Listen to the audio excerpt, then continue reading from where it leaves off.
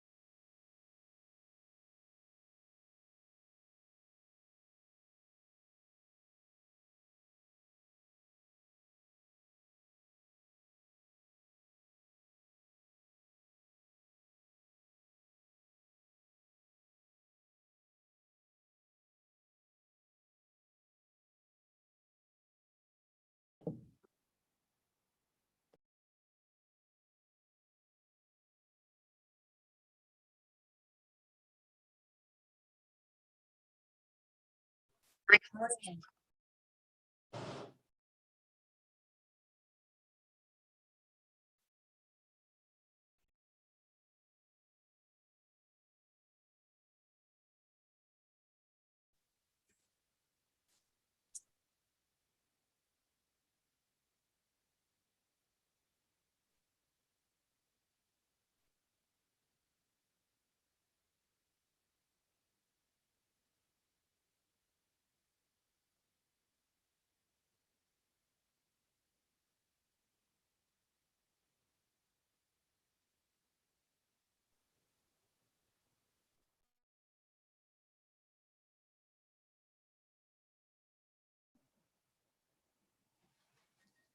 WI10, are you ready?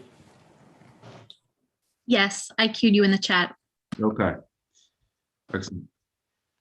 All right. At this time, I would like to convene the Finance and Economic Development special meeting. My name is Chris Johnson. I'm the chair of the Finance and Economic Development Committee. At this time, I would like to do a roll call for all members present. Vice Chair Harley. Present.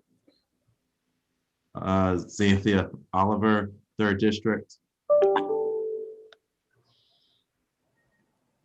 All right. Nathan Field, 8th District. Present. At-large Councilmember Spadola. Present. At-large Councilmember Walsh. Here. Council President Congo. Here. All right.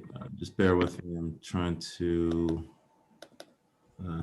look at who else is in attendance.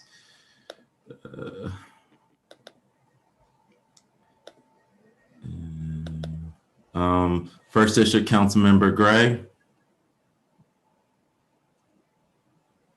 I believe. Present. Okay, you're in attendance. 2nd District Councilmember Darby.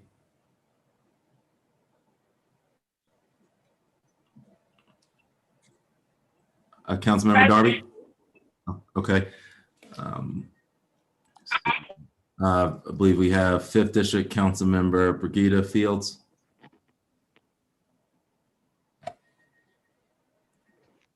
All right. And who else do we have in attendance? We have at-large Councilmember Dixon. Present, thank you. All right. Appreciate everyone being here with us. Again, I know we've just had meetings, but we do have a very important agenda today. As I alluded to during the budget hearings, Wilmington is fortunate to receive the American Rescue Plan funds from Congress. So first on the agenda, we'll be discussing just the general guidance we have so far from a both a OMB perspective and a legal perspective. And there'll be a presentation by administration, and then that will be followed by a resolution authorizing these cities' receipt of the recovered funds. And just to again preface this, the resolution will not be voted out of committee. It will simply just be presented. Any questions will be addressed from both members of council and the public, and then a matter will go to the full council for a vote. So at this time, is there anyone from the administration that can discuss the planned use of the ARPA funds? Chairman Johnson, all council members, thank you for having us this evening. I'll open it up, and then we'll have a presentation by Senior Assistant City Solicitor Laura Najimy. She's going to do the presentation this evening. Just give you some highlights on this. In March of this year, the president signed into law the American Rescue Plan Act, and out of that act, there was established the Coronavirus Local Fiscal Recovery Fund. The city of Wilmington, designated as a metropolitan city, will receive $55,345,780 as a federal, I believe it came as a result of a federal formula, but that's our anticipated receipt of funding. These funding comes in 2 tranches. We expect the first tranche of the funding to occur, if not at the end of this week, by early next week, and that will be approximately $27 million. And another one will be coming a year thereafter. So with that being said, I will tee it up for Laura to go over the guidelines associated with the use of the funds. Okay, and Chief Staff Washington, also, I believe you have OMB Director Robert Greco. Will he be able Yeah, to- I didn't know whether at OMB, he's not here to make a presentation. The presentation is strictly around the guidelines, but I didn't know whether there would be a technical question Mhm. it's Brett, Finance Director Brett Taylor's here too, in case there was a Okay. question around how we book the funds. Okay, Do that. excellent, excellent. And I believe we have, do we have Treasurer Dwayne Sims on the line as well? I believe we do. Good evening, Councilman. Good evening. Yes, I'm here. Okay, all right. So we have everybody we need. And this time I would like to recognize, I believe, Sister Council Member McCoy is on the line, and Council Member Cabrera has also joined us as well. All right, I believe the floor is yours. Ms. Thank Nahan. you, Council Member. If I can have the PowerPoint up on the screen, please. Thank you. Good evening, Council members. My name is Laura Anastasina Najemi, and I am the Senior Assistant City Solicitor and the Chair of the Pandemic Resource Team for the city. In March 2020, my team was tasked with identifying federal sources of funding for the city's response to the COVID-19 pandemic. We identified and handled the application process for the CARES Act funds, and I provided the legal analysis and interpretation of CARES Act guidance, as I will do for the ARPA funds as well. My team also prepared for the audit. If we can go back one slide, thank you. My team also prepared for the audit and handles right now the audit on behalf of the city to ensure that there is no clawback of funds. And our team is expected to also handle any audit of the ARPA funds. It is a pleasure to be with you today. If we can go to the next slide, please. I will take you in this presentation. Next slide, please. Thank you. I will take you in this presentation through some of the guidance that was issued by the United States Treasury. As you know, on March 11th, 2021, the President signed the ARPA Act, and that the city of Wilmington, according to the Treasury information we have, is slated to receive $55,345,780. The funds will come in two tranches, with the first one being approximately $27 million and should arrive within the next 2 weeks, while the second tranche, the balance of it, is expected to arrive 12 months later. In this PowerPoint, I will take you through the key aspects of the guidance. If I can have the next slide, please. Thank you. I actually have a question, Ms. Nahemi, just in terms of timing. So the second round is slated for May of 2022, correct? It's slated for more than 12 months after the initial tranche is received. So if we receive the first payment on June 2nd, for example, the second one, according to the guidance, must arrive at least 12 months afterwards. Okay, so it's I guess because there has been, I guess, some just speculation if Congress potentially there's a changeover next year, the midterms, that it could possibly disrupt the funds. Is that a worry right now, given the timeline, or should the appropriation still go through? That's not addressed in the guidance, and I certainly am not prepared to answer that. I'm not familiar with the political concerns behind how the funding is given. I'm familiar, though, with the guidance as it stands right now, but as it would be in the future in terms of funding, that's not something that I can answer right now. Okay, thank you. But no problem. As the ARPA statute was drafted, it created these four very, very broad categories of spending. And the guidance went in depth into each category and provided parameters and examples of appropriate spending in each category. The first one is by far the broadest. If I can have the next slide, please.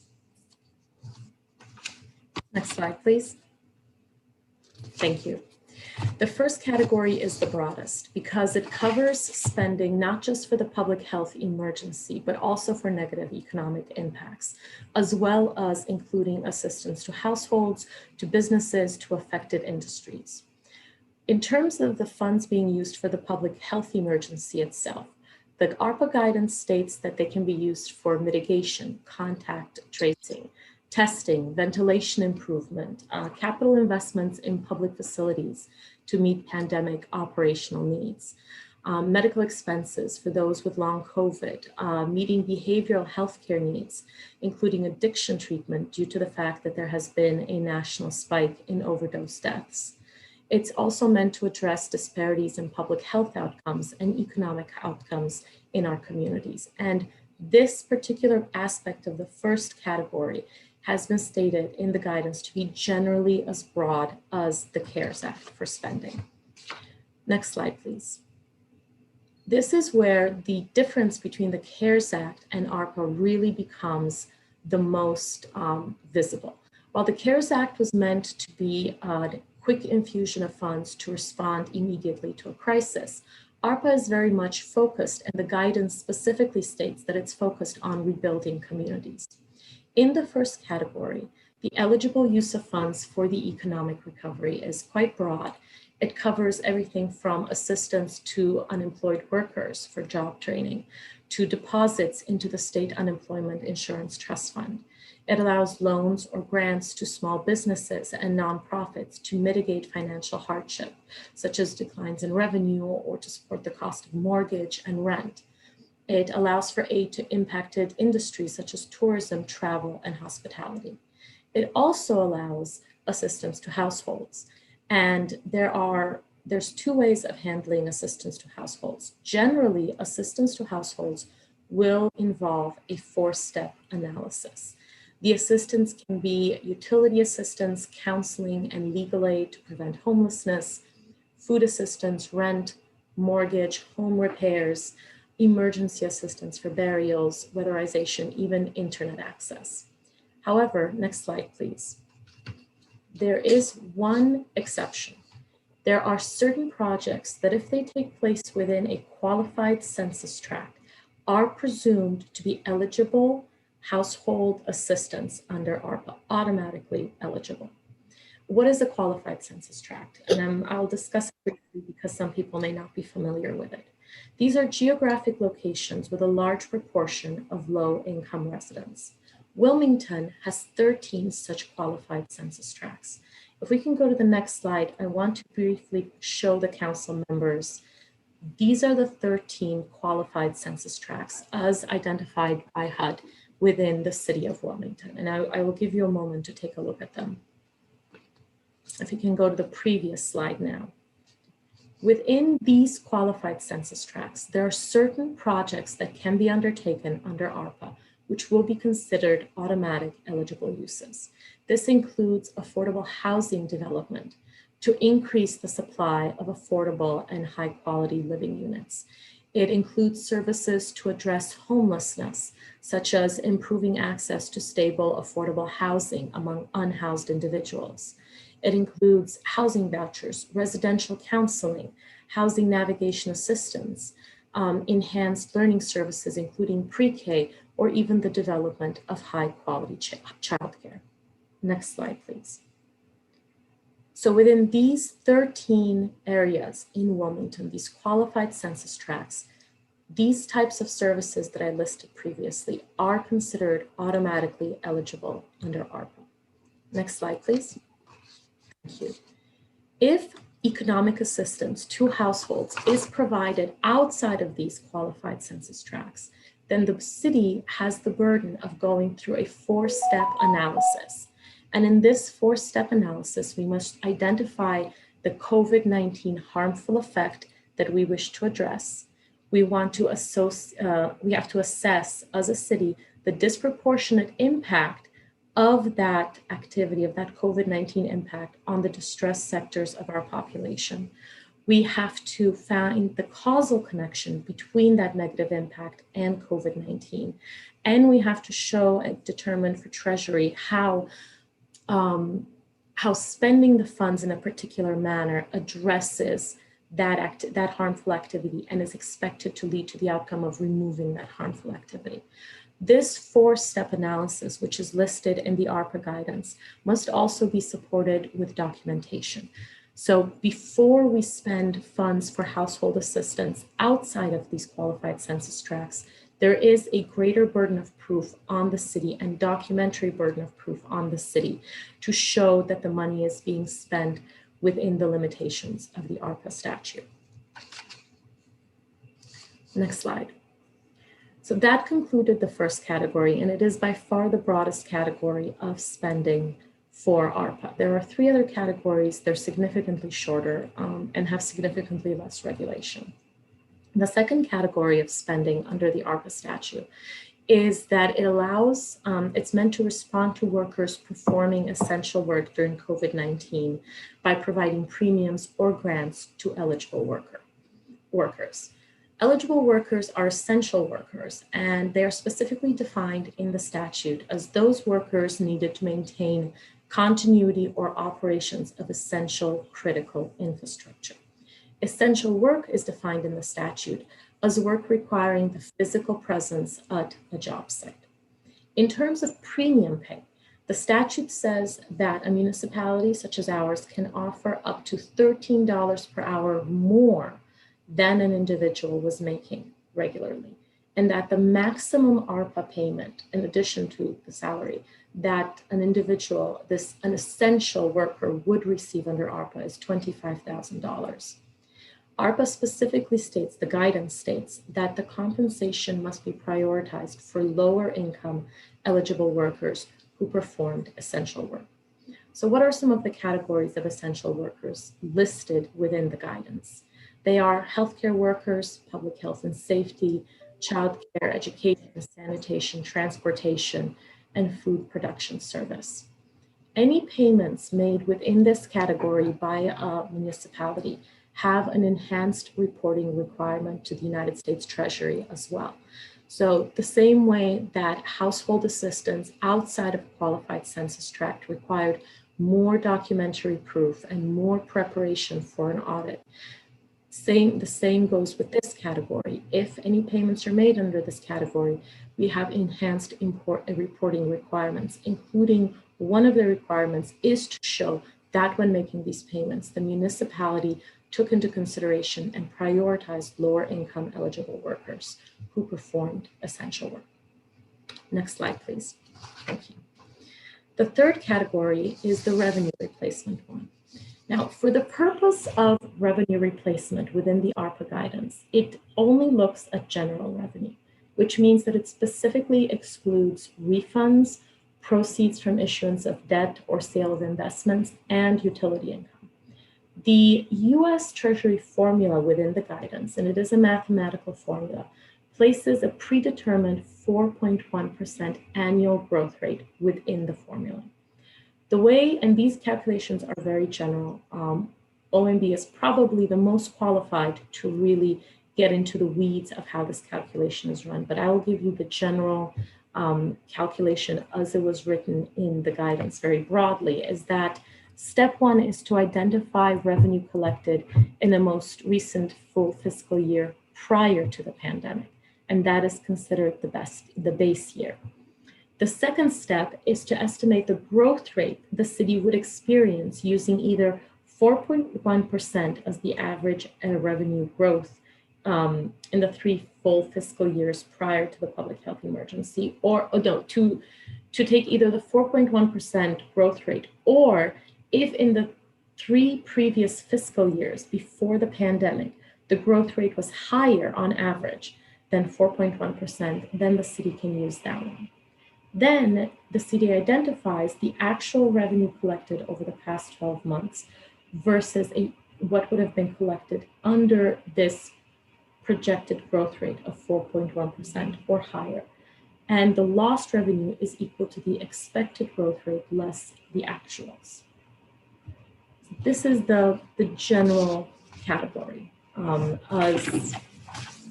as explained in the guidance, but the guidance does go in depth into how the calculation is run, and OMB is probably the most qualified to discuss the calculation.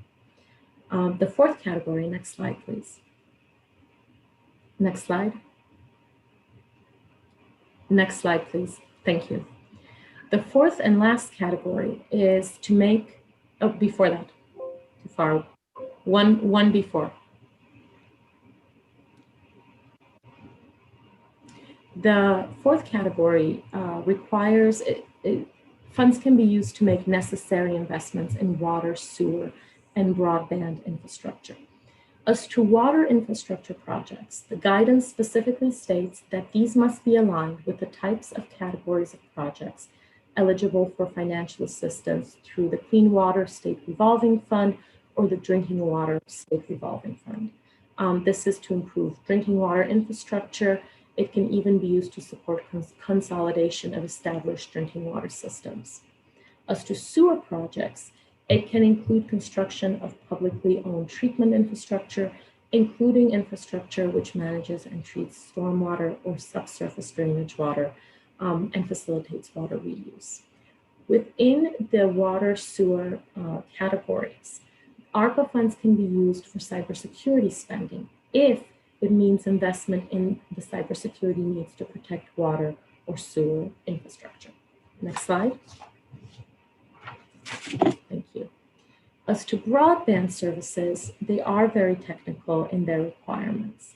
The broadband services and projects will only be eligible for ARPA funds if they are designed to provide service to unserved or underserved households and businesses. Excuse me, Ms. Nahimi, I believe we have just some brief questions. I figure it's easier just to go as we go through the slides. Councilwoman Oliver, I believe you're first, and then Councilmember Darby. Yes, thank you. I think this is very in-depth information tonight. I look forward to the ARP improvement in the lives of the citizens of Wilmington. However, I do understand that a portion of the funds will be used to offset our revenue. I only ask that, Ms. Lord, you're doing an outstanding job. I only ask that Chief of Staff Daniel Walker, whoever is facilitating this meeting, to make sure this is online so council members, because I have another meeting with some contractors to walk through the east side. So I only ask that this is provided for me to review again this evening. So I have a lot of questions, but I know this is not the time for it. So I just want to, Mr. Walker, are you online? Is Daniel on here?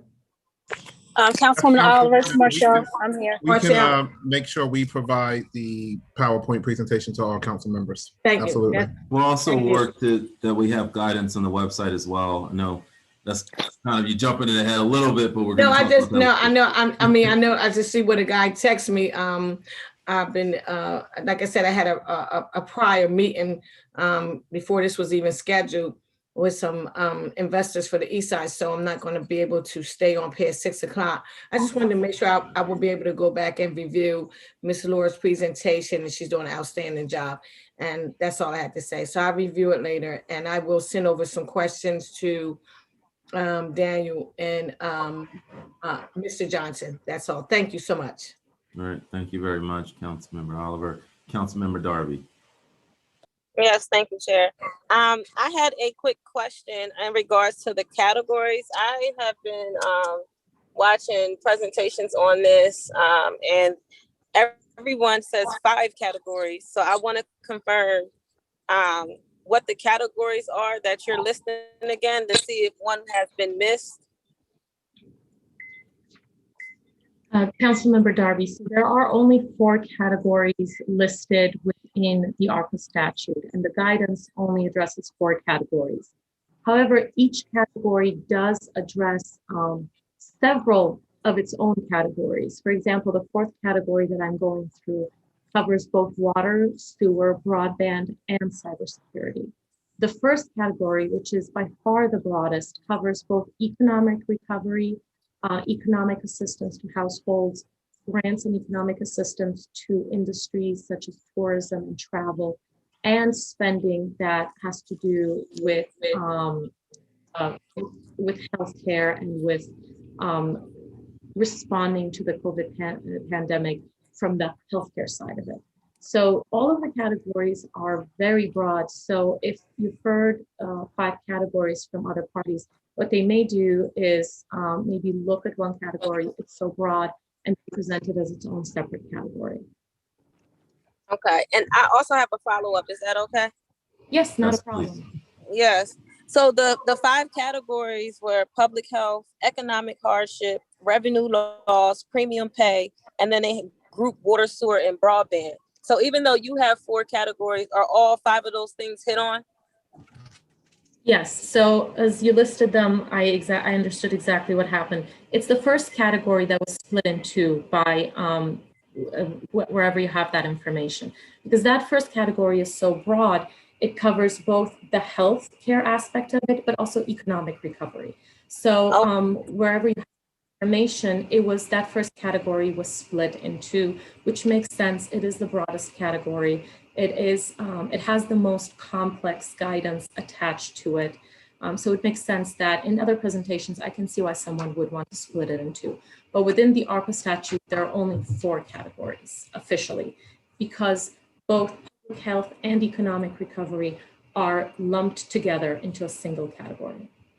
Okay, that makes sense. Thank you. And I do have one more follow-up, if that's okay, Chair.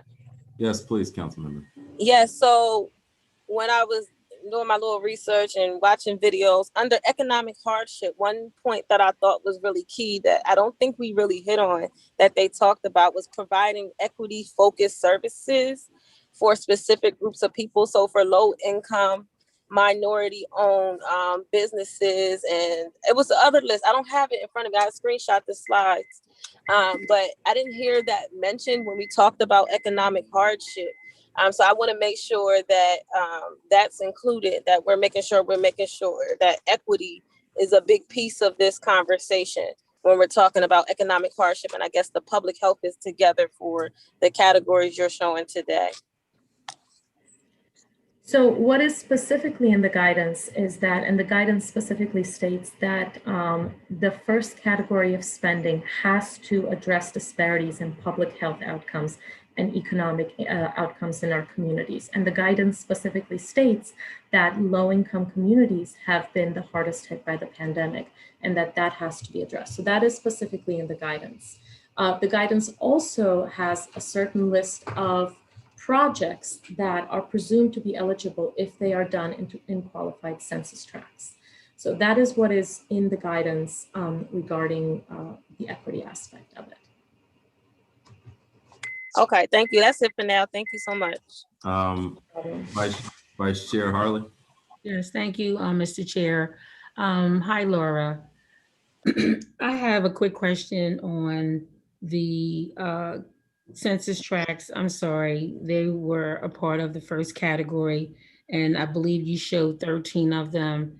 And if you could go back to that slide, what I want to know is where is South Wilmington? And I did see Southwest Wilmington, and I'm just wanting to confirm that Southwest Wilmington is considered Southbridge and that particular area.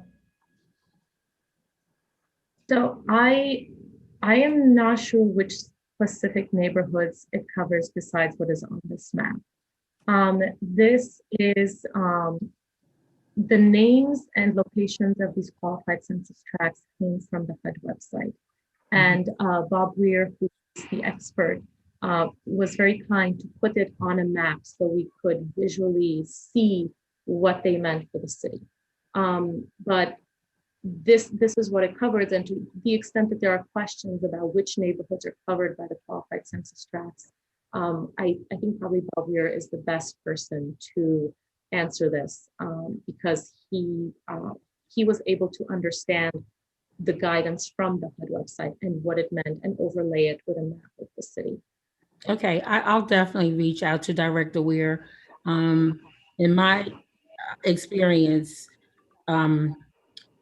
what we consider Southbridge will be more on the southeast side, you know, towards the water. So when I think of Southbridge, I think of it being east versus west. So that was why I had a concern, but that could be an offline question or in conversation that I can have with Director Weir. So thank you. That's all I have, Mr. Johnson. Thank you very much, Vice Chair. And I think Southwest is, if you think of the colloquial Southwest, that would be part of the 7th and some of the 6th district. Correct. Looking at Southwest. So yeah, I'm not sure, but we can clear that out with Director Ware. And just for folks that know, members of the public that are in attendance, I'm glad to see so many people. We will take the public questions after we're finished with council questions. Okay, so I just wanted to put that out there. All right, council, we're going to do first time questions. So Council Member Gray. Okay, thank you, Mr. Chair. I just want to make sure that you said we're going to get a copy of this, so we'll get a copy of the map also. We'll get a copy of this presentation, either sent to our email, correct? Yes, Councilmember Gray. It's already been circulated. It was late this afternoon, but it was circulated. Okay, I just want to make sure. Thank you. And other thing, the questions that we have about what the city is going to put into these or do with these different categories, when will we find that out, or when is it time to discuss that? Well, now is the time for some initial questions. I believe that may be more appropriate for, I think, Chief of Staff Washington. Yeah, what the administration's plan. The purpose of this meeting was to really go over the guidance. We weren't going to get into the detail on the various amounts of pockets of money for the categories, because there still needs to be some assessment done in terms of our revenues and how much of these funds will be used for our revenue loss. So we're not even in a position to respond to that this evening. May I continue, Chair? Yes, please. I thought some of these funds cannot be used for revenue loss. There's a special category for that. So the other categories can be determined. It's not a long-term thing. So with what you're saying, when do you think that you'll know how the other funds, the ones for housing, equitably, category 1, which are not revenue, I don't think they're revenue. The reason why I say that is because the revenue loss is the most important. We have to take a look at that and have to replenish the city revenue loss in order to sustain city services and to continue to operate government efficiently.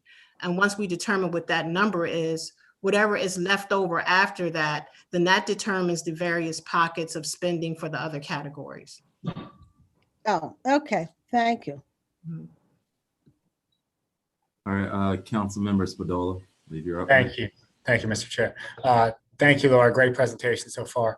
Quick question. The guidance doesn't, every city is free to spend 100% of the funds on whatever bucket they choose. Is that correct? There's no limitation in the guidance on putting the money into one particular bucket or dividing it equally or in anything of that sort. The guidance simply states where the money can be spent, but how it's done and where it's put, that's each municipality's internal processes, and it is not addressed by the guidance. Okay, thank you. Council Member Cabrera.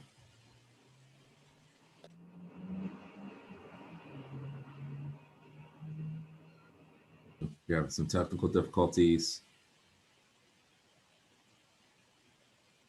Council Member Oliver, I'll call you. I'm not sure what's going on with Council Member Cabrera's audio. Right. Now, this is my last question. Looking at the slide with the various disparity areas, could you put that back up there, please? The Southwest, no. Slide with the map. All right, thank you.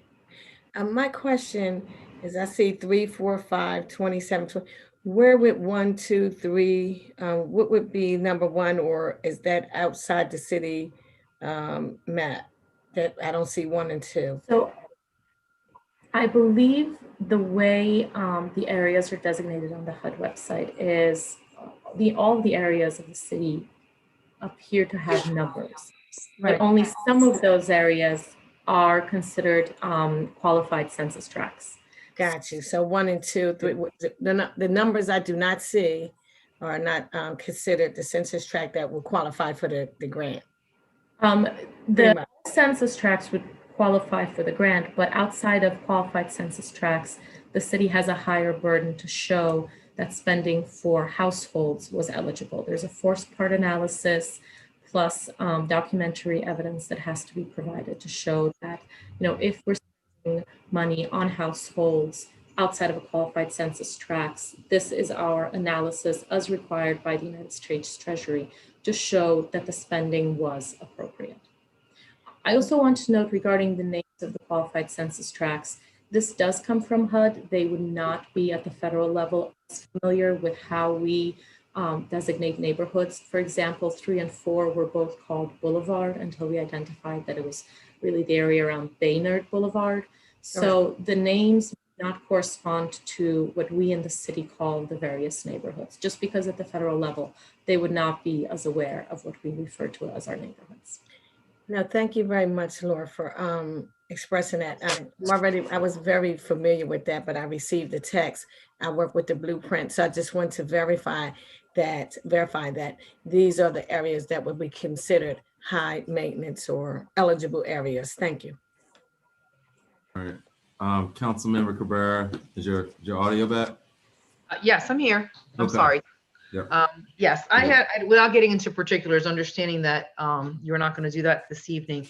I did just had a question for the administration. Currently, with any of the CARES Act money or anything that we've done, are we providing utility assistance aside from the water bill assistance? And I know that we just upped the eligibility to 200%, but are we helping with electric bills or anything like that? Or are people from the city able to go to other entities to request that assistance?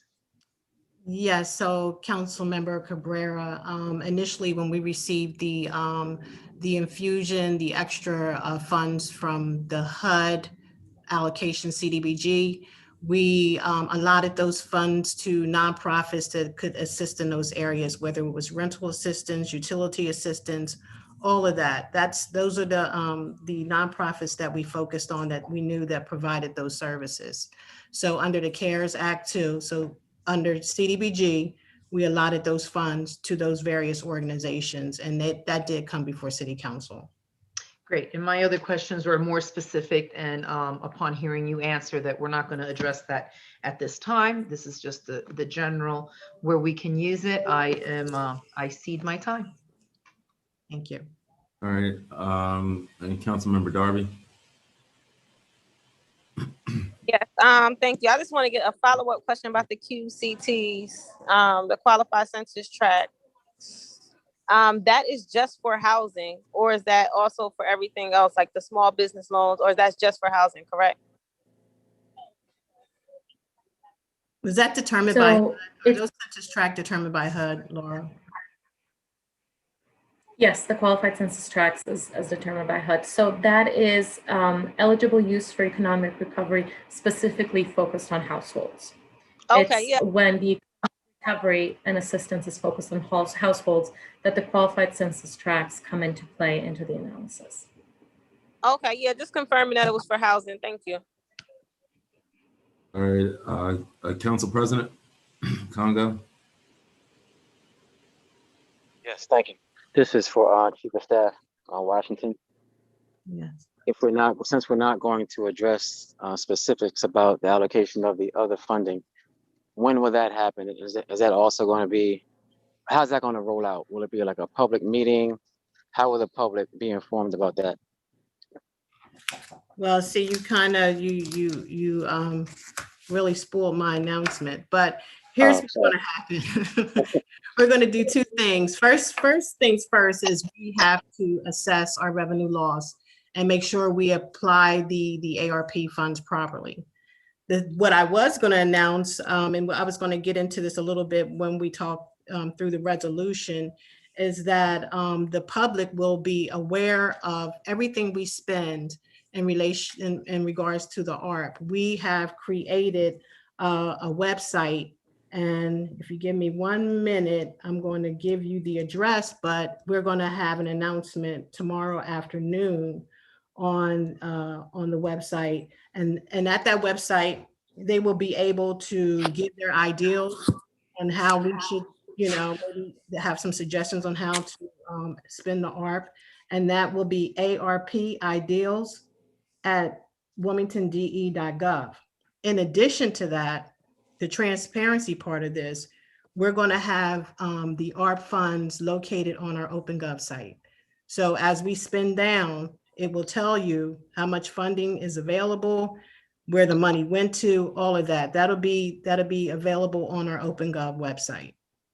So that's our transparency part of this. Okay. All right, thank you. All right. Ms. Nahimi, I believe the floor is yours. Thank you. We can go back to the broadband category. And I know it's very technical, but it is important because any projects that are done under the broadband category have to serve unserved and underserved households and businesses, which means, and they are specifically defined as households and businesses that are not currently served by a wireline connection that reliably delivers at least 25 megabits download speed and 3 megabits of upload speed. So any broadband projects have to be for households and businesses within these technical parameters. And any project that is instituted must, at the end of its completion, meet or exceed symmetrical 100 megabits per second download speed and upload speed. If for some reason it is impossible to provide that, we have to provide analysis to the federal government on why it is impossible, and the project itself must still meet or exceed 100 megabits download, but can have only between 20 megabits and 100 megabits per second upload speeds, with the option of scaling it up to a minimum of 100 megabits per second symmetrical for download and upload speeds. So any broadband projects do have to be within these very technical parameters in order to be eligible for ARPA funds. Next slide.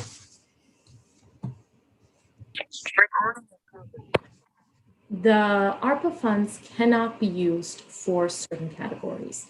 They cannot be used for contributions to rainy day funds, financial reserves, or similar funds. They cannot be used for tax cuts.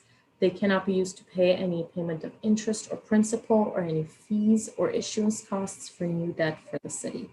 They also cannot be used for any settlement, judgment, consent decree, or any judicially confirmed debt. And finally, the last slide. The city does have reporting requirements to the United States Treasury. The first report will be called an interim report. It is due by August 31st, and it has to show the expenditures of the municipality from the date of the award to the July 31st, 2021. It has to show the expenditures by category. Thereafter, the city must provide quarterly reports to the US Treasury, the first one being due October 31st and will cover the time period from the date of the award until September 30th, 2021. And it includes financial data, information on contracts and subawards over $50,000, types of projects funded, and of course, if we undertake any projects that offers household assistance outside of qualified census tracts, analysis and documentation, supporting those projects, and if there's any payments, of course, made under the second category, which is premium pay, again, we have a higher burden of proving that our spending is correct in these quarterly reports. My team will put together these reports, of course, and we will also prepare for the audit, which of course everyone will be audited on these funds, and respond to it to ensure that there is no fallback. And that concludes my presentation. Thank you for your time. All right. Any members of council have any follow-up questions before we go to the public? Yes, Okay. I do, Chris. Okay, Councilmember Oliver, you're first, and I think I heard Councilmember Gray has a No, I question. just wanted to say I'm excited and I'm glad that the city of Wilmington is receiving these funds. We could use them, and I'm just glad that we are one of the cities states that have received this funding, because we should be honored. Everyone did not. I don't know if people have read it or looked at the news. I mean, it's not like every state throughout the United States has received this funding. So I'm just glad to say I'm honored and proud to say that City of Wilmington is one of the states to receive the money. Thanks a lot, Laura. Thank you very much, Council Member Dixon. I believe you're next.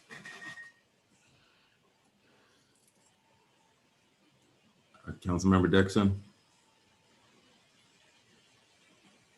All right, I'm not sure if she is having audio problems. Councilmember McCoy. Thank you, Chair. My question actually is to Chief of Staff Washington. Can you give like a guesstimate on when we'll be able to find out from administration, I guess, when it comes to any type of budgetary shortfalls and such that you feel we need to be looking out for, I guess, what's coming up, and then we can actually start looking at what remains and how we can use it for best for our city. Yeah, so first part of this is that our books are about to close for the FY21 fiscal year period. So that's going to tell us, it's going to give us a good idea what that looks like. But in addition to that, we will also, I think this goes back, we can start looking at whatever our loss was back to FY20 as well. And so we're going to, we have to do some formulas to some of this, but we also want to make sure that we're applying the money in the right way when it comes to revenue loss. So I don't want to give us any type of, I don't want to say a number because I don't want to get jammed up and give you false information. But it's a process. And as soon as we know this, we're going to, we'll be in discussions with council along the way anyway. So, and you've met with the mayor and he said that the council will be, participating in those conversations. So you'll know as soon as we do. And that should be less than a month, quite frankly, a couple weeks, to be honest with you, hopefully. That's what I was looking for. Thank you for that guesstimate. Vice Chair Harley. Yes, thank you, Mr. Chair. This question is for our Chief of Staff as well. The one point that I wanted to make or to bring up is that we know that the mayor has mentioned the $20 million to go into reserves for the shortfall, et cetera, et cetera.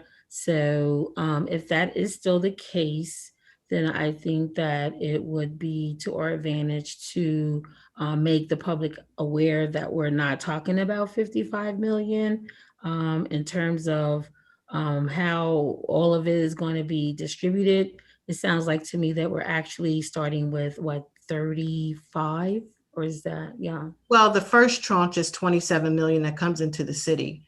Now, without saying that it's going to be 20 million on the nose, I'll just say a significant amount of those ARP funds will be used to offset lost revenue. So, but the first tranche is 27 million, and then there's another, there's the final balance of that a year after. So you're right. So if we come even close to 20 million in this first slew of money, you see what that leaves about $7 million or so. Yes. But I don't want to say it's 20 million to be exact. I'm not comfortable with saying that. Okay, follow up, Mr. Chair. Yes, please. Yes. Okay. So I appreciate you sharing that. Again, like I said, since I know that the public is on this call and that those numbers had been thrown around, publicly, I just wanted to make sure that we're all on the same page. Even if it's an estimated amount, that first chunk of money that's coming in more than likely will be set aside for that estimated amount that you're talking about. And then we will have time to meet and discuss, get feedback from the community, meet and discuss the other portion that's coming in. And you said that will be a year later? Yes. Okay, a year later. Okay. All right. That's all I have. Thank you. Thank you very much. Councilmember Gray. Thank you, Mr. Chair. I just wanted to say I have to agree with Councilwoman Oliver. I'm very happy and pleased that we got this money. But as HUD, I think, has pointed out with their map, our city really needs help. Our inner city needs help, especially with home ownership and repairing homes and helping people externally and internally with homes. So I think HUD has pointed that out to us. So I am equally happy that we have the money, and I hope we use it to build all sections of Wilmington up equally. Thank you. All right, If I can just add on to that just a little bit. I mean, during the course of the budget hearings, I've reiterated over and over again, a big part of the money that, would go towards neighborhood stabilization. So I take Councilmember Gray's point, and that's where we will focus a large part of the funds to on neighborhood stabilization. Thank you. Councilmember Dixon, is your audio working? Yeah, thank you, Mr. Chair. For some reason, my laptop went totally crazy. So I just wanted for a clear point. We're only getting funding for approximately 2 years, but we would have to report out until 2026. Is that correct? I believe so. I don't know if Laura's still on there. Yes.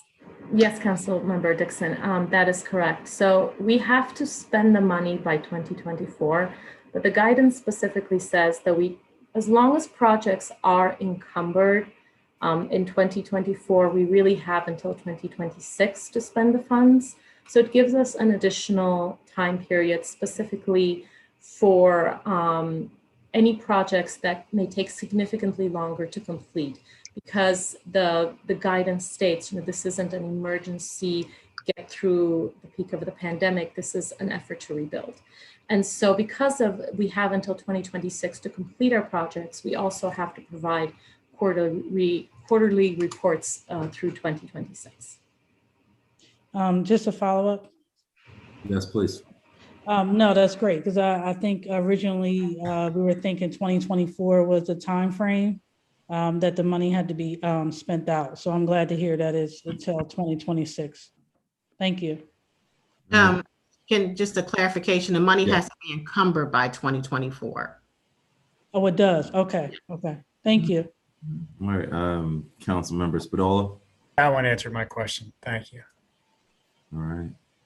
All right, now, I don't see any questions since this moment, members of council. I'd like to turn it, sorry, Council President, floor is yours.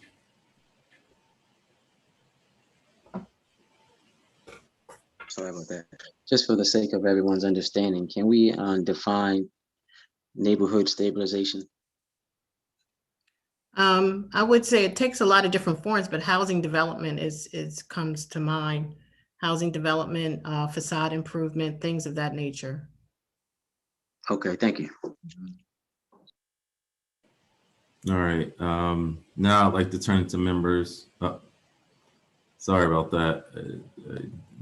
Almost missed you. Councilmember Gray, you have follow-up? Thank you. I just put it up after we got that response. My concern is that it also includes house ownership, because we can develop and build with land bank building homes, but then we don't provide help for the city members to own these homes, for people to want to come into Wilmington. So not just building, but also assisting the citizens of Wilmington to have the capability to actually buy the homes or condos or whatever we're building. That's all. Thank you. All right. Now I don't see anything from members of council, so I would like to turn to members of the public, and then members of council can have time for some final questions or concerns. All right, members of the public, I believe it's a line of you all, but I believe Hanif Salam, are you on? Yes, I'm here. Can you hear me? Yes, the floor is yours, sir. Thank you so much. I appreciate it. Thank you, City Council, for having this kind of emergency meeting. Thank you to the administration for that great presentation. I'm excited to hear that the city is going to be transparent with the funding, but I do want to urge City Council as a whole to keep in mind that South Bridge, now a part of South Wilmington, that includes the Riverfront East, was totally knocked off of the census tract. And I do not want it to be neglected, because while developers building up the Riverside East have been afforded the opportunity to take care of opportunity tax credits because South Bridge is within their community, South Bridge has been fighting to get a wetland project done that would help mitigate flooding and separate sewage, but has failed to do so due to lack of funding. In addition, we are looking at a community where we are now not even on the census tract. So because of Riverfront East, we are a community that houses one of only 2 Wilmington Housing Authority housing developments, and it's not even identified HUD as a qualified census tract.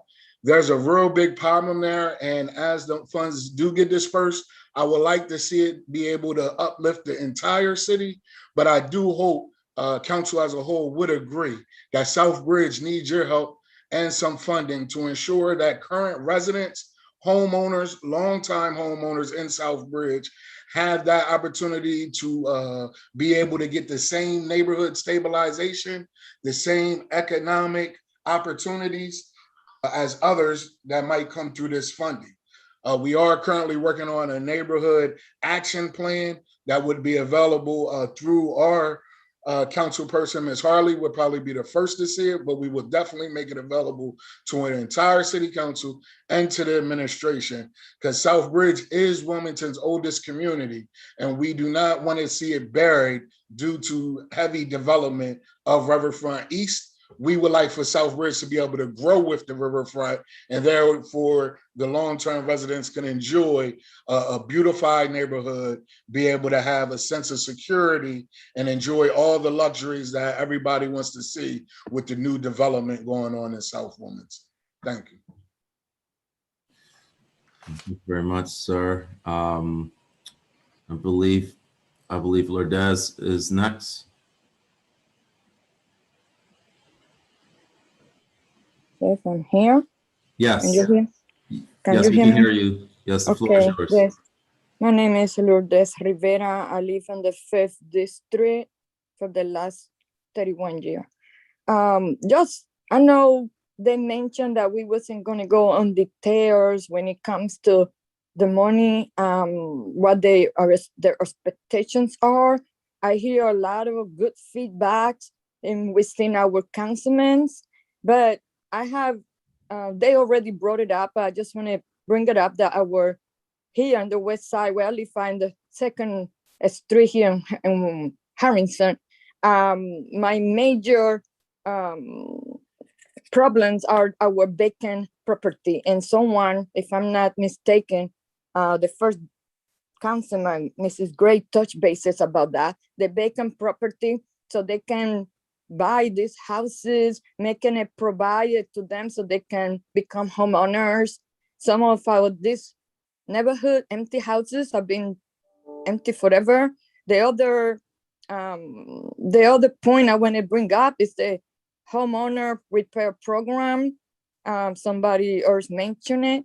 The homeowner repair program. My house was one of the homeowner repair program back in 2018.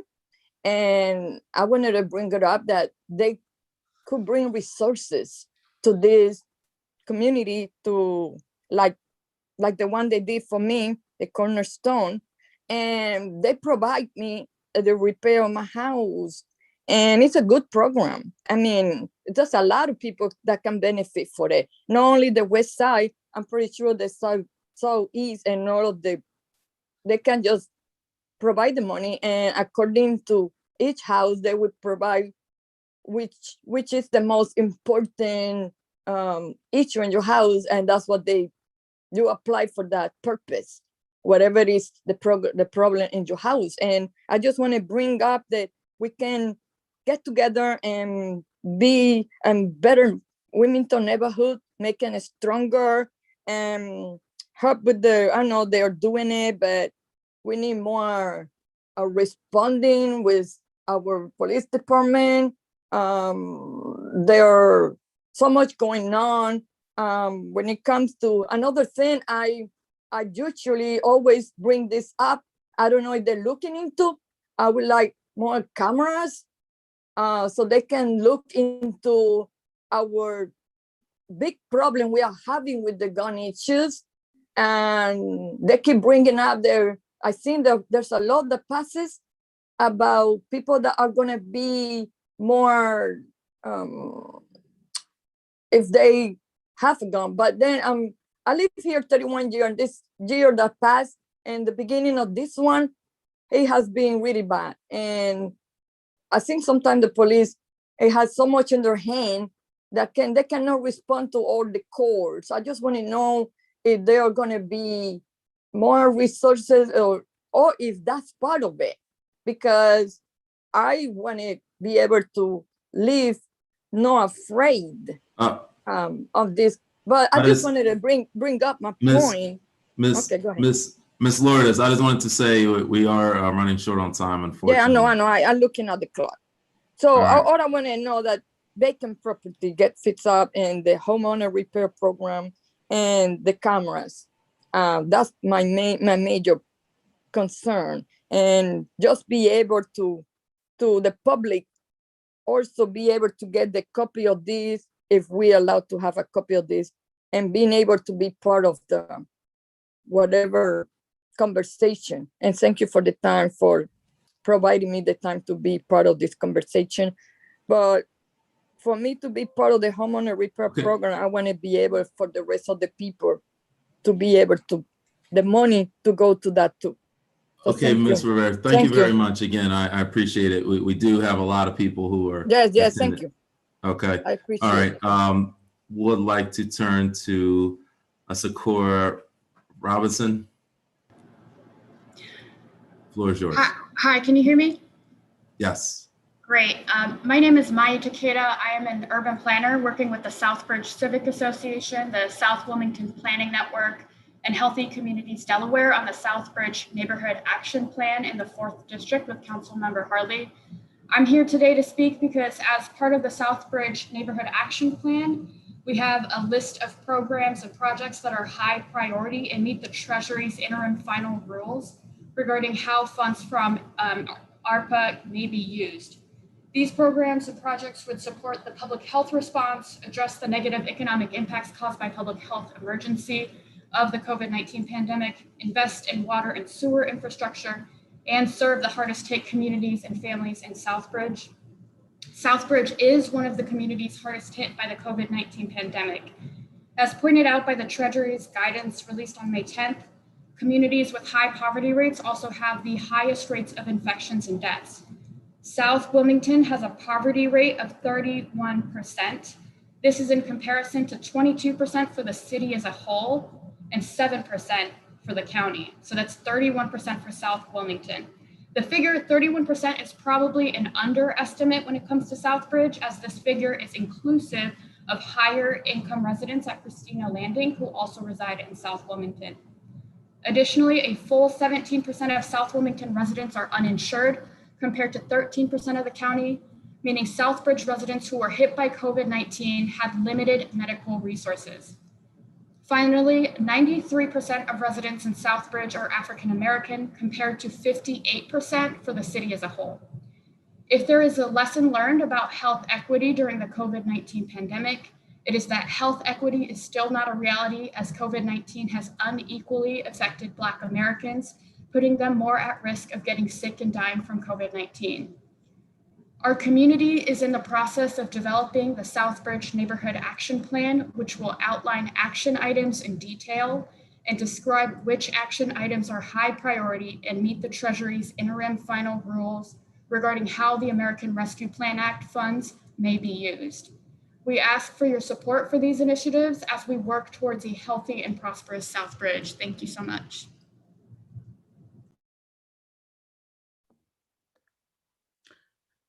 Thank you, Mayu. The next person that we have is Cheyenne Miller. Cheyenne? Hi, can you hear me? Yes, we can. The floor is yours. Thank you.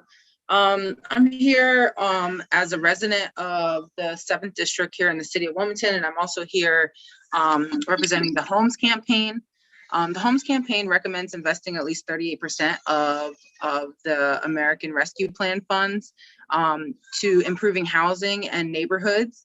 And that includes some of the following investments that I'll share. We want you to know that a lot of these recommendations are based on policy recommendations that were developed by a broad group of residents, community leaders, housing advocates at our housing summit in February 2020, and our ongoing and canvassing and organizing efforts that Homes does throughout, pretty much all of our work. And so we know that President Biden made it clear that American Rescue Funds are meant to address the impact of COVID, and more importantly, also address the impact of social and economic inequality that's been exposed by the pandemic. The rules of the Treasury do state that the state, territorial, tribal, and local governments are to engage their constituents and communities in developing plans to use the American Rescue Funds. And so it's important, that we really want to make sure that the city of Wilmington is listening to city residents, listening to the community leaders, listening to community-based organizations in order to figure out how they want to deploy the dollars. Our recommendations are that, a good portion, about 21 million of the dollars, actually be spent on housing. So that includes homeowner repair programs, which we're recommending $5 million go towards that.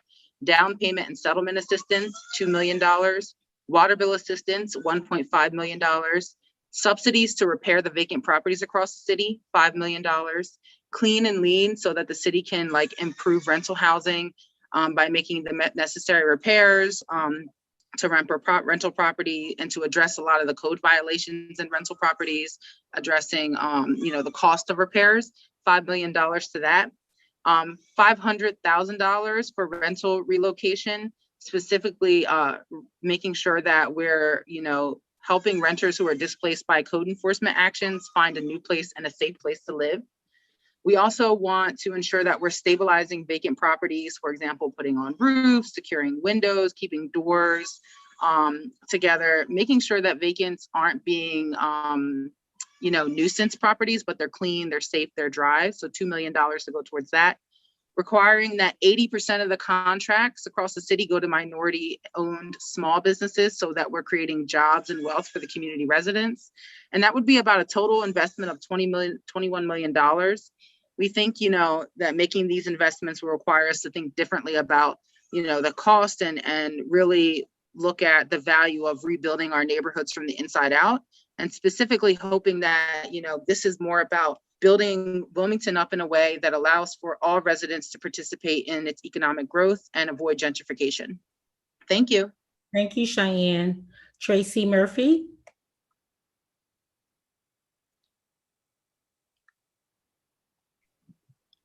Hi there, can you hear me okay? Yes, we can. Okay, great. Hi, I'm Tracy Murphy. I'm the executive director of the Delaware Coalition Against Gun Violence. And while I don't personally live in the city proper, I do live in the county of Wilmington, the Wilmington area of the county. And I'm here to talk about how the safest states and the safest cities are the ones with the strongest gun laws, the best funding for implementation and community education, and well-funded and well-run community intervention programs. The Treasury Department has issued specific guidance, specifically permitting the use of ARP funds to facilitate access to resources that improve health outcomes, including evidence-based community violence intervention programs to prevent violence and mitigate the increase in violence during the pandemic. Since the start of the pandemic, the US has suffered a record spike in gun sales, homicides, shootings, and related traumas. And the toll of this violence has fallen most heavily on the same communities most impacted by the pandemic and its economic harms. To truly heal and rebuild, Wilmington City Council can and should dedicate a portion of the American Rescue Plan funds to respond to the ongoing gun violence emergency and build safer, healthier communities for all Wilmingtonians. specifically in supporting initiatives that focus on community violence interruption, interventions, and programs that support educating young people, communities, physicians, clergy, and indeed all stakeholders in gun violence prevention strategies. We can share strategies and safety information that are necessary for all of our communities as we live, learn, love, and work in a country with more guns than people. Thank you so much for welcoming public comment tonight, and thanks to all of you for your dedication to the city of Wilmington. We're so grateful. Thank you, Tracy. Reverend Pravi Powell, Jr. Yes, good evening, Representative Harley. Can you hear me well? Yes, sir. Thank you so much for this opportunity. With the at the risk of being redundant tonight because of Brother Salam and Maya's comments regarding the Southbridge community, I'll be very succinct with my comments. I was, to be honest with you, I was appalled when I saw that the Southbridge community was not identified on this plan as one of the qualified census tract. I understand that the city of Wilmington, the municipality, has no bearing, if you would, on the federal designation of this community because they're not close to the ground. But I would agree, and you would agree, and all your colleagues would agree, and anyone from Wilmington knows that the Southbridge community has been one of the most economically challenged community, historically challenged community in the city of Wilmington, the oldest community in the city of Wilmington. And so I would hope and pray that your colleagues, along with yourself, would advocate for this community because of the challenges that we face. One of the great things about the Southbridge community, as you heard earlier, is that we are undertaking an extensive planning process to collaborate all of our agencies and all of our nonprofits and all of our faith-based communities and our resources to come up with a strategic plan for community revitalization and sustainability. We've met with the mayor and we've had some very good conversation with him in terms of our plans and our vision for our community. Some of you may know or may not know, we know that education is a very key to uplifting a community. And one of the longest standing institutions in our community was removed several years ago by the Christina School District. And we now no longer have a school, which represents hope in our community.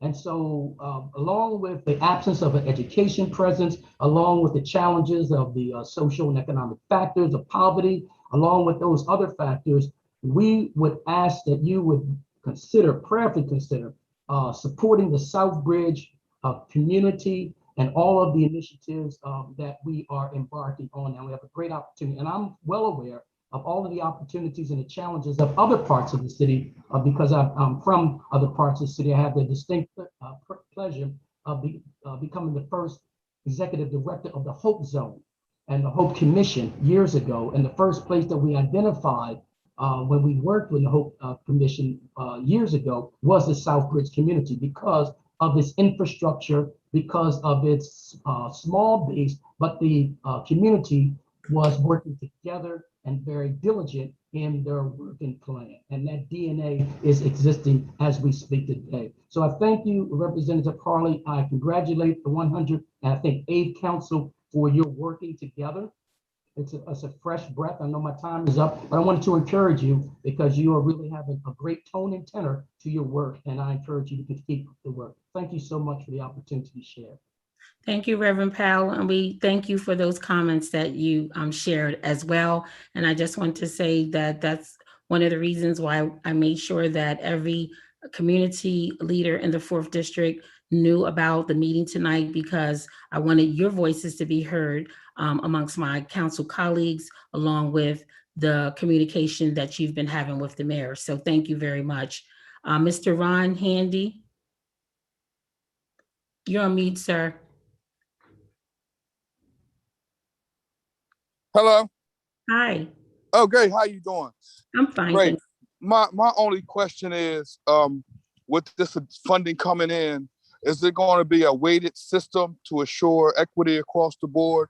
Because some people are in line to receive funding now, and What I don't want to see is, because some communities are great with the people as far as leadership and putting things together. It may be some communities out there that they don't have that, and then they'll miss out on the funding. So say if one community was already going to be receiving some funding, it shouldn't be the same amount of money given to them to a community that's deserving the same thing, but they don't have those people to speak up for them. So it's going to be a weighted system so it can be spread equally across the communities, because some communities may need a little more than others, or it's going to be a flat rate. So what I will say, Mr. Handy, is that that's one of the reasons, the council representatives are here and understanding this whole process, and that your council representative will work with the community to make sure that it is equitable. Thank you. You're welcome. Our next person is Mr. Henry Smith. Hello, I just had a quick question for a point of clarification. Regarding the final decision related to the distribution of funds, including those funds to be applied to addressing any shortfall in the city's budget, will those decisions be made inclusive of the administration and council? I'm trying to get clarification on the role of the council in the decision-making process regarding these funds. Yes, sir. It's going to be a combined effort of the legislative branch as well as the executive branch. Okay, thank you very much. You're welcome, Mr. Smith. Tyler Burrow. Tyler. Hi, can you hear me? Yes, can you hear me? Yes, I can hear you. Hi, thank you for the opportunity to speak today. My name is Tyler Burrow. I'm the Executive Director of the Delaware HIV Consortium, a nonprofit that does AIDS services here in the city of Wilmington and statewide. I just wanted to draw additional attention to some of the under or marginalized populations in the city of Wilmington, as well as in the state, that were also impacted by COVID. Including people living with HIV, like my population, as well as lower income and marginalized populations. We did a study through the University of Delaware, utilizing some CARES Act funds to understand the impact of COVID-19 on people living with HIV. And what we found was that our population, just like the many other populations, were significantly impacted by COVID-19. And the things that we called for and we understood through our study was that we needed to build on and utilize ARPA funds for to build on the public health systems that we have, build on the COVID testing sites, to do additional public health screenings to really impact those health disparities that we're seeing at our local community levels. We also realized that we needed to further invest and fully invest in infrastructure such as broadband, such as telehealth, to make sure that our populations who don't have access to broadband or internet can access healthcare systems that the rest of us aren't being able to utilize by being able to go to the doctor. And then lastly, we were called for providing services to these nonprofits and other social service providers who were really providing the services to our hardest hit populations throughout this COVID process, including providing emergency financial assistance, housing, advocating for healthcare access and the like. And all of these things that we called for as a community, the HIV community and our other communities like ours, can be funded through utilizing these ARPA COVID funds. And I'm hoping that the city will also recognize the importance of this as they think about utilizing their funds that they've been allotted. So again, I want to thank you for your time, and I appreciate the opportunity to speak today. Thank you, Tyler. Thank you very much. I just want to say thank you to the public for coming out tonight and sharing your thoughts around the ARPS funding. It was our desire to get the word out to the community so you could be a part of this process, and it will continue. And I hope that each one of you will continue to reach out to your district council persons and even your at-large council members as well. So at this time, okay, it looks like I got 2 more people that showed up. Christian Willard, the floor is yours. Thank you, Council, for the opportunity to speak tonight. My name is Christian Willauer. I'm a resident of the 5th District and also a volunteer with the Homes Campaign, which is a group of people across the city working to understand and advocate on the housing issues in the city. And I just wanted to follow up on the comments from Cheyenne Miller. Wilmington has the housing issues faced in Wilmington are ones that this funding can address, and that it's part of the priority from what I see from the equity focus of this funding would be to address the housing issues and what we've all seen spending a lot of time inside is how important health is, how health is connected to housing, and how healthy housing is important to maintain not just the health of families and the stability of families, but also for the stability of neighborhoods. So I just wanted to give a little bit of background on Wilmington's homeowners, housing units, and renters. So the total housing units in Wilmington there's 34 housing units. The median year built is 1948. The home ownership rate is 45%. And there's 12,000, almost 13,000 homeowner households, and 27% of them are paying more than 30% of their income for housing costs.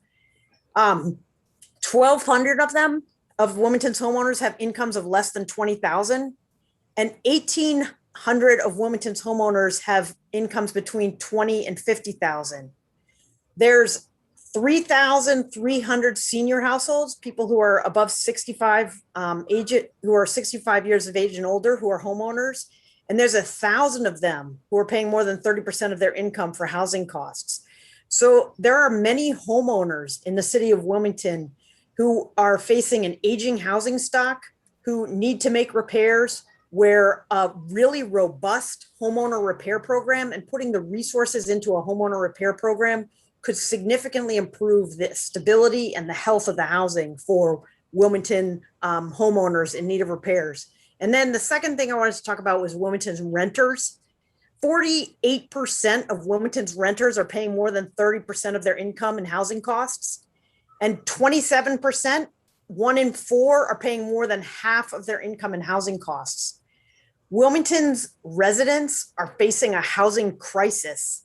And the Homes Campaign just wants to emphasize that we urge City Council and the administration to take a very serious look at how to stabilize housing, how to improve housing, how to improve the quality of housing with this once in a lifetime set of resources that the federal government has provided, with a focus on promoting equity issues across the country. Thank you.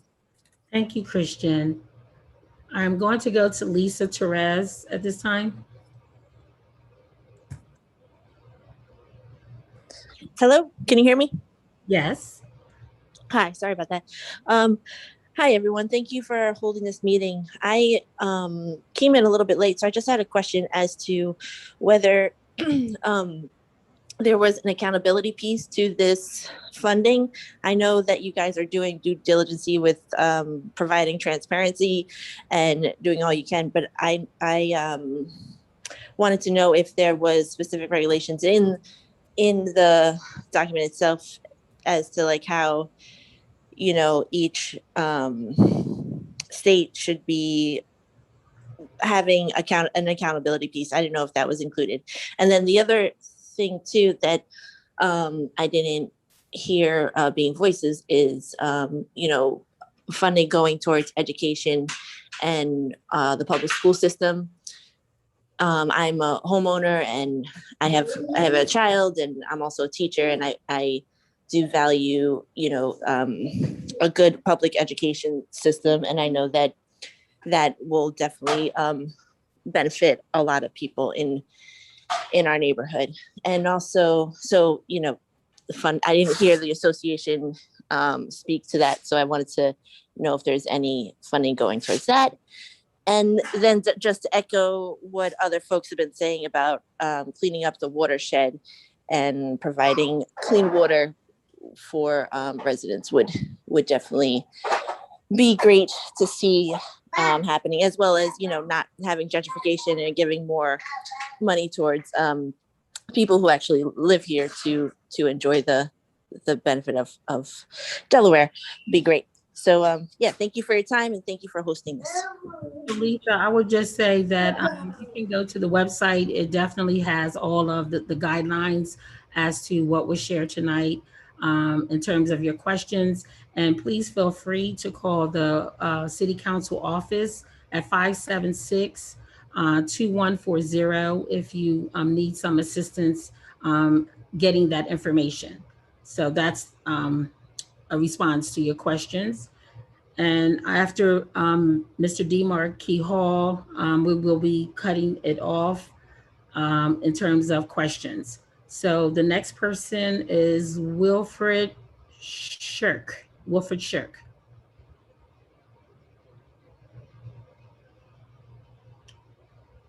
Mr. Shirk?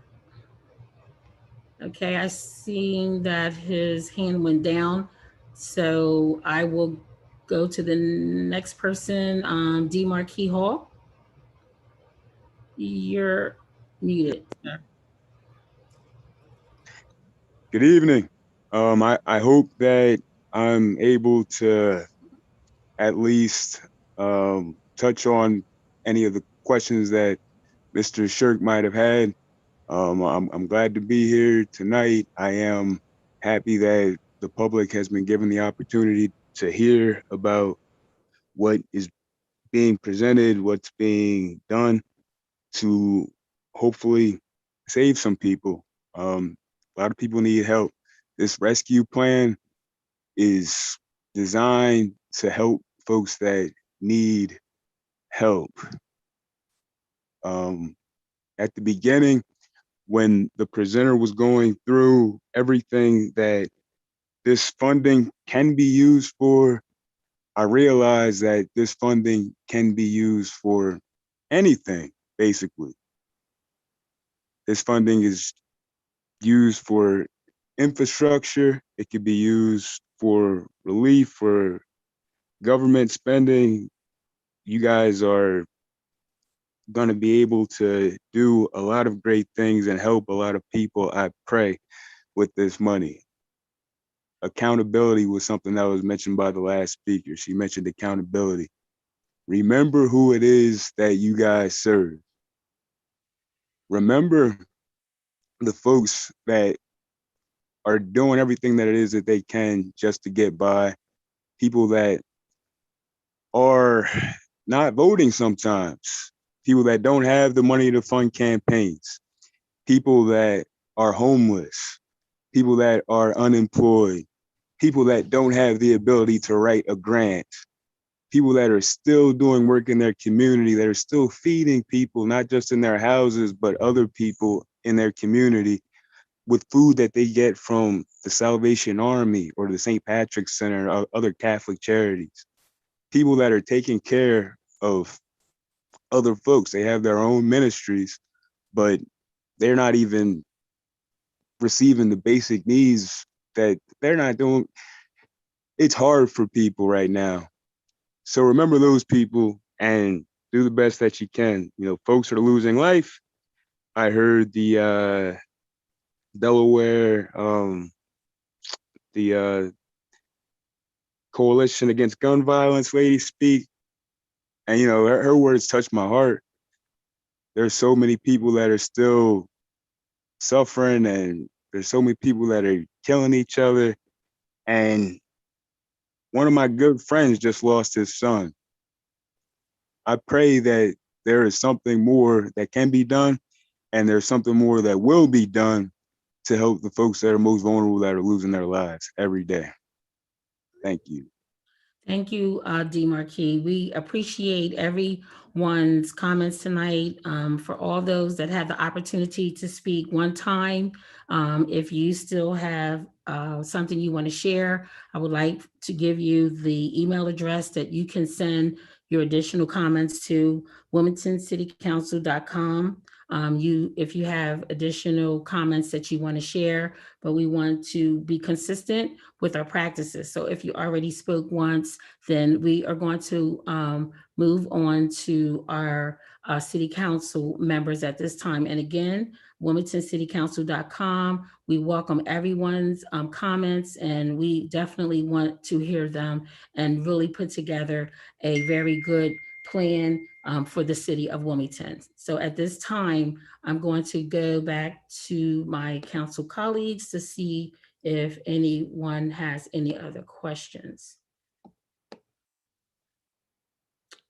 So at this time, I do not see any hands raised for the council members. I'm sorry, I can't find my hand. I always lose this hand.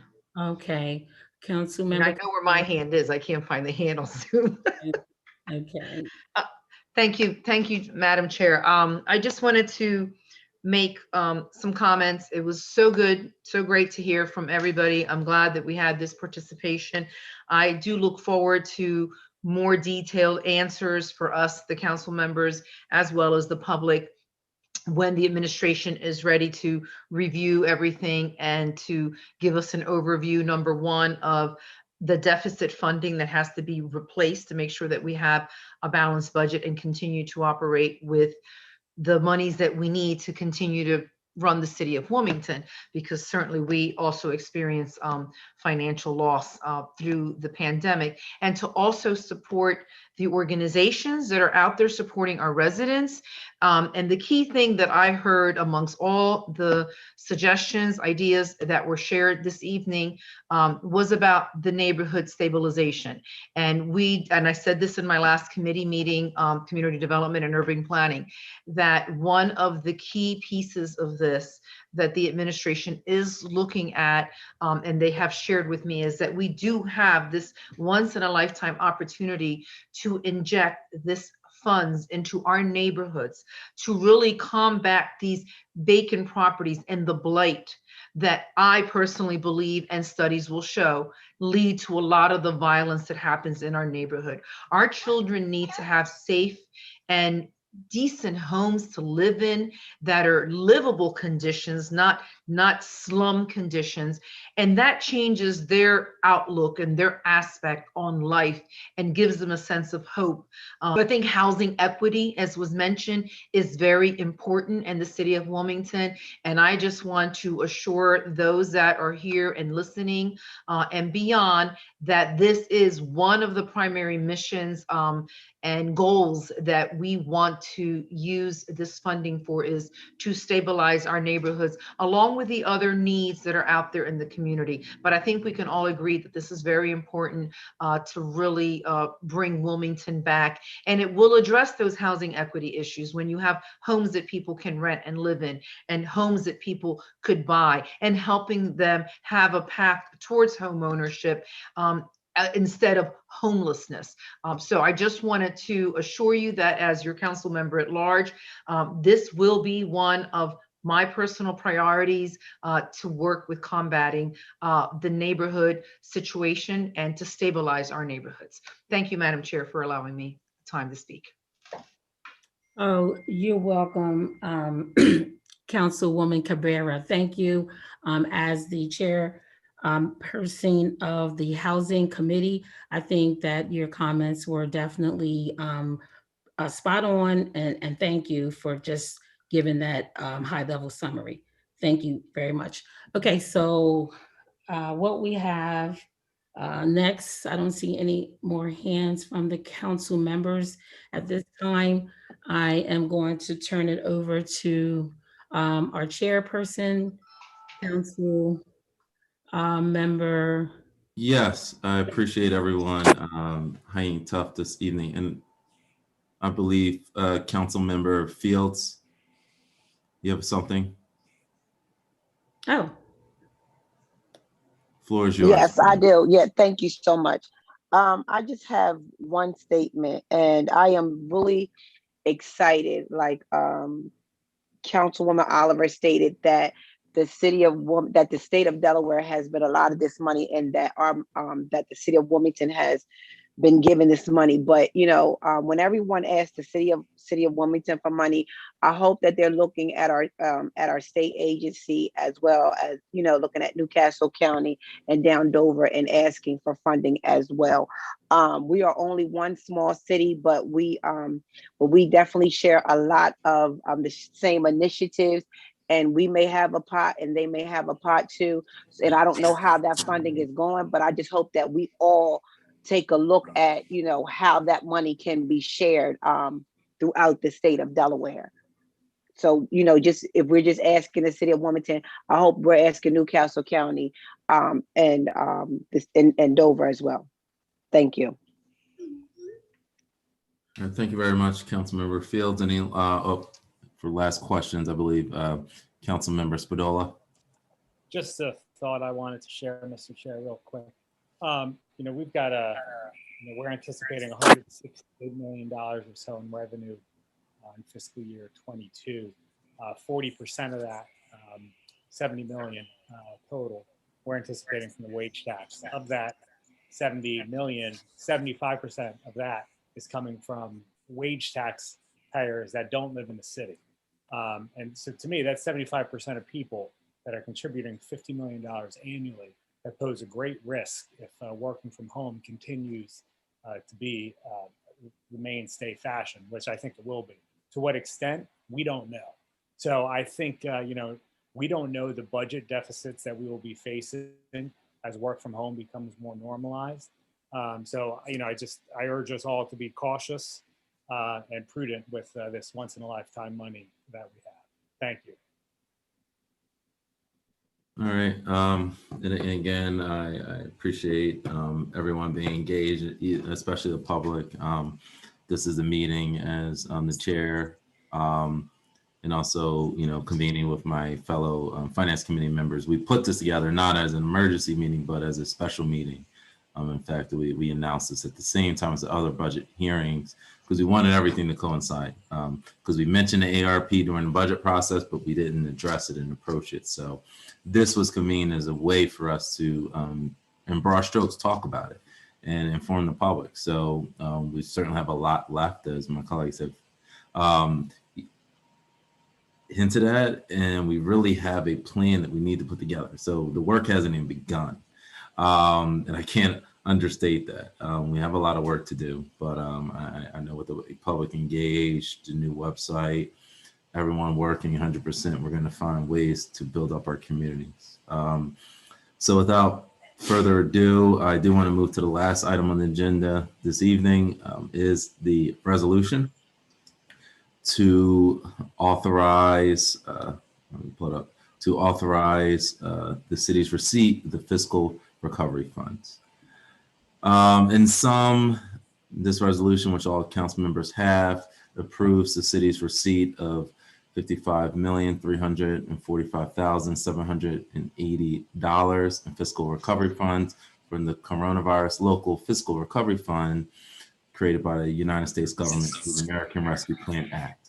This authorizes the city to use the funds in accordance with Section 603, subsection C1 of the amended Title 6 of the Social Security Act, and establishes notice and reporting requirements for use of those funds. In short, this is simply authorizing us to get to work.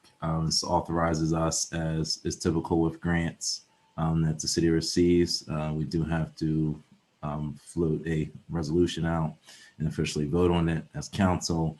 So at this time, it's appropriate for us to put this legislative piece in action so that the city, so that the money's not actually floating out there. The city can then have it with the city treasurer, and we can begin to make a plan to get the funds out in the community as fast as possible. Is there anyone from the administration here to either Ms. Nahimi or Chief of Staff Washington has anything to add? Chairman Johnson, you captured it all. I mean, you essentially just, just gave a synopsis of what is included in the resolution. And in addition to the reporting requirements that to the Finance Committee, once we start expending the funds. So you essentially captured it. The resolution just approves the city's receipt of the funding, the $55 million. Yep. And then I think we've already touched on a lot of aspects. So as soon as we have this in action, will OMB be able to coordinate with the federal government to start the wire transfer? Yes, the treasurer's office will handle that. Yes. So Treasury. That's correct. Yes. Mhm. Okay, so that's what you need, Treasurer Sims. Is this to be voted on? Mr. Chair, we're all set. Yes, sir, for this to be voted on. Okay, so I believe, okay, all right. Got it. Is there any questions or comments from members of council just on this resolution piece?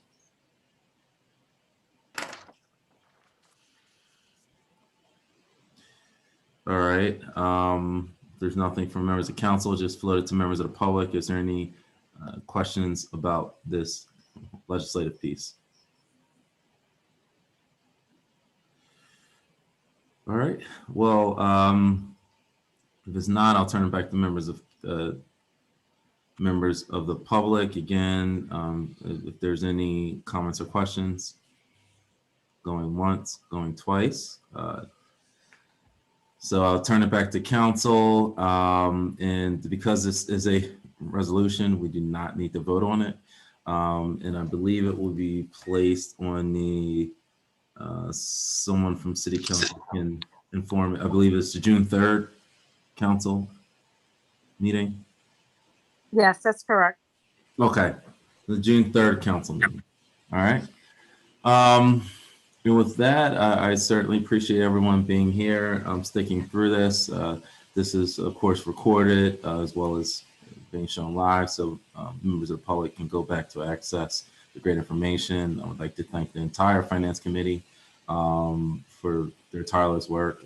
Vice Chair Harley and the rest of the Finance Committee really have been working day and night to make sure that the city is lined up in best position to improve our neighborhood. So even members who aren't on the Finance Committee are really, really working hard on this. So I appreciate the work of everyone. We're in this as a team. We certainly have a lot to face, but I know we can do it working as one. If there's nothing further, I would entertain a motion to adjourn. So moved. Second. All right, all in favor? Aye. Any opposed? All right, well, I appreciate everyone being here for the special Finance Committee meeting. As a housekeeping note, we will be announcing the regular June meeting. Typically takes place on the first Monday of this month, but because of budget season and everything, it's going to be pushed back. So we'll announce that because we should be doing two more Finance Committee meetings before summer break. So we will inform the public of what that schedule is soon. All right. Good night. Thanks very much, everyone. Good night, everyone. Well, Good take care. night. Bye-bye. Thank you, staff.